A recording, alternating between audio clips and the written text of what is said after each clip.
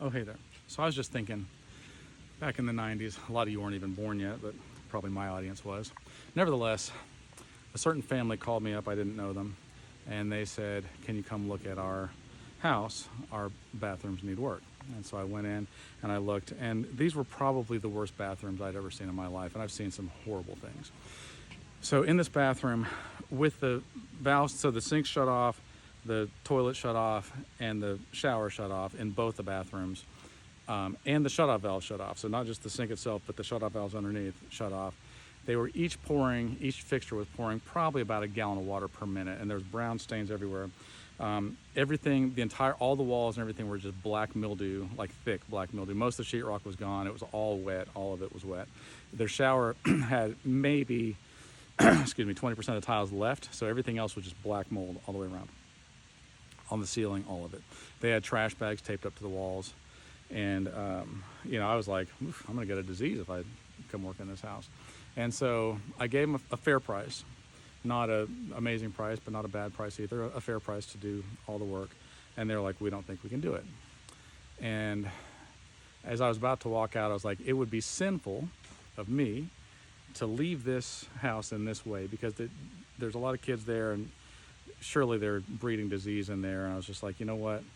I'm going to give you like the bargain basement cheapest price ever. And so I said, look, if you guys clean all this stuff out of here, because I knew they were capable of doing that part, get all the yuck out of here and clean it up, I will come in and put in the least expensive tub, the least expensive faucets, the least expensive vanity toilet, sink, all of it, in both bathrooms, and get everything brand new and clean for $4,000. Now this was in the 90s, but still, that's a dirt cheap price. And they agreed to it, and they said, okay, we can do that. And I was like, I felt better about it myself, because I don't want to leave somebody living like that. I just felt like it was wrong, because I was capable of doing it. So we do all the work, and then they pay us, and then the check bounces. And so I call several times, no response, so I go knock on the guy's door. And when I knock on his door, a teenager answers. I say, hey, the check bounced, is your man of the house here or whatever? And he's like, no, he's not here. And I said, okay, well, can you tell him that I need to get this taken care of, because I'm out a lot of money. I did this for you guys, for cheap anyway. Can you please, have him give me a call? And he goes, okay. And he starts to close the door. Well, I put my foot in the door, because that made me mad. And I put my foot in the door, and I was like, you know what? I'll tell you what, I've been nice up to this point, but I need to have that money in cash by 7 o'clock tonight, or I'm going to put a lien on your house. I'm going to tear out what I already did. I'm going to sue you because it's grand theft. I went on and on down a list of things I was going to do. And I was like, I'm not kidding around, so it's got to be done by 7 o'clock tonight. Get in touch with your dad now.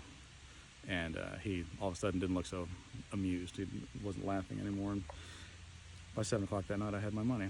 And the moral of the story is, I don't know, be nice to people anyway, but pay your bills. It's important to pay your bills. There's so many people that just don't, and they feel good about it, like, I got away with it. You didn't get away with anything. You're making the economy worse, and you're robbing people of their services, and I got no respect for you.